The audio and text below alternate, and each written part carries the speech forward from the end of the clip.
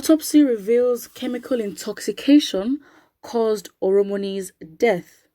An autopsy has revealed that a student of Dowen College, Sylvester Oromoni, died of acute lung injury due to chemical intoxication in a background of blunt force trauma. A copy of the autopsy carried out by a consultant pathologist at the Central Hospital Warri, Clement Viterire, was cited by our correspondent on Saturday. A medical expert, John Soper, said chemical intoxication or poisoning refers to a multitude of illnesses caused by the absorption of toxic chemical agents. Poisonings may be acute, subacute, or chronic and may be the result of accidental or intentional administration. Toxic chemicals may be absorbed by ingestion, injection, inhalation, or direct contact with the skin, the expert said in a research work titled Principles of Medical Therapy in Pregnancy. There had been reports that Oromoni died from injuries sustained in an attack by 5 senior students of the school for allegedly refusing to join their cult. The 12-year-old boy died on November 30th, 2020, after efforts to save his life failed. His father claimed that his child was beaten and fed a liquid chemical, but Dowen College dismissed the claim. The school claimed the boy sustained injuries while playing football with his colleagues. Meanwhile, the Lagos State Police Command had released the housemaster and other staff of Dowen College Lekki arrested in connection with Oromoni's death. On Friday, the outgoing Lagos State Commissioner of Police, Hakeem Odumosu, said the housemasters were released since the court order to remand them had expired. Not to digress, but then what of Nnamdi Kanu? Because technically there's no case against him if there's been no evidence to, prove or justify why he's held in custody. But you can release these teachers, these housemasters who, their negligence literally caused the death of a child. But, that's by the wayside.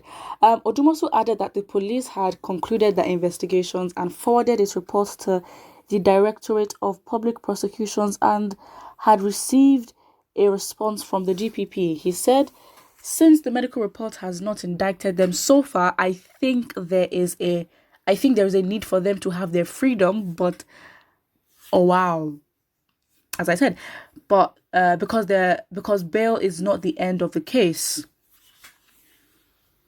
Okay, but you can't do the same for Nnamdi Kanu. It's fine. But Sylvester's father disagreed with the police, insisting that it was wrong to have released the Dowen College workers when things had not reached a logical conclusion. Mr. Oromoni dared Odumosu to make the autopsy report public. Sylvester's father said the police have misled the Nigerian public and we are not comfortable with this. The police acted hurriedly. We sent the cops to Lagos, but why are they waiting for the toxicology reports from Delta? Can't they do it together with the autopsy they are conducting? Good question. Obviously, there's so many things to dissect from this. It's so many societal issues that have been swept under the carpet, brought to light again. The question the father asked, absolutely spot on. Why can't you do the autopsy and all the reports here in Lagos? Why do you have to wait from reports from Delta State? Doesn't that make the process long? First of all, why are you also releasing the housemasters who really should be in a lot of trouble? A student under your care has died because you are not in control of other students who allegedly have beaten him up, fed him. Not even allegedly, it's confirmed that he was actually given, chemical substances to ingest. So what do we get from this? Another issue as well here is the issue of cultism. This is a secondary school, for crying out loud, I think. Wait, let me even confirm. The fact that it's in a educational institution is already a problem. They should why? Cultism and things. It's something that I'd assume that you'd associate it with university education and the likes of that, not necessarily primary or secondary school students. How does that happen?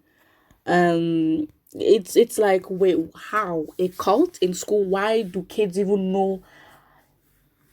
Why at that such tender age? Why do they know the organization of a cult, how it runs, the violence involved in threatening to join the cult? I mean, it is the bravery of this boy refusing not to join that has caused, that has caused his death, to be honest. I mean, not saying he is the cause of his death, but if, what option does he really have?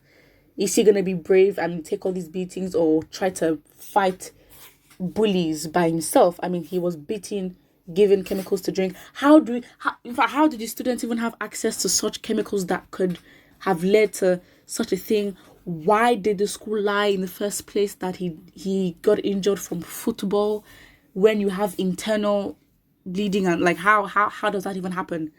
You should have seen the state of the boy before he passed on. It's absolutely disheartening. There's so many questions. The owner of the school should be locked up. Everyone should be locked up.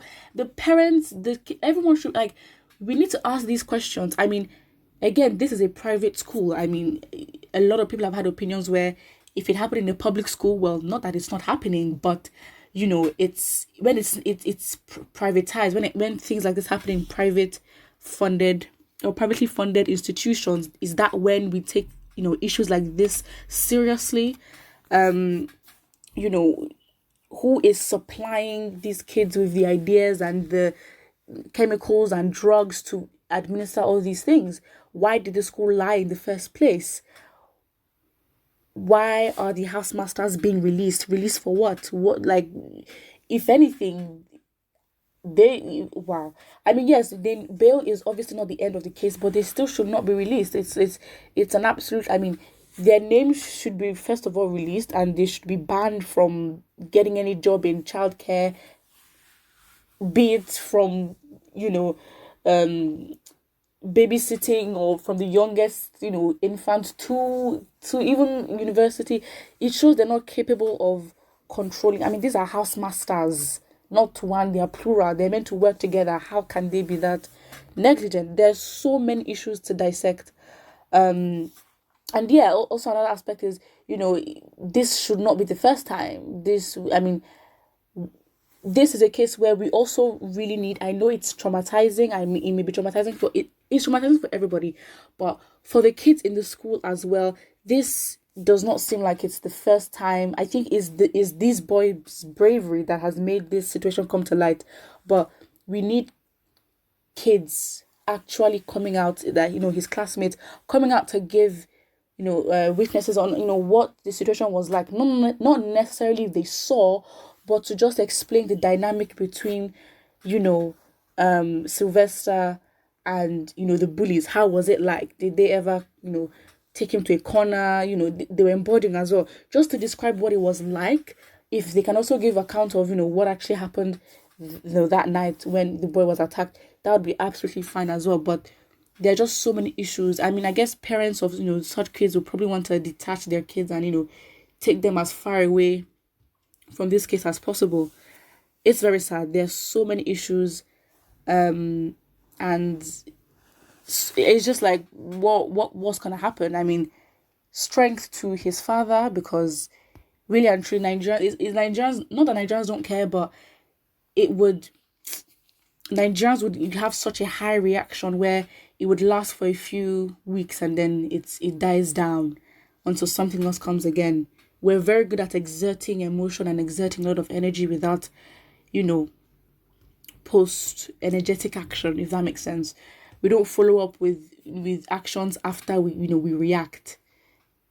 Yeah, so strength to the father, and hopefully he has the funding and the strength to deal with Nigeria in this case.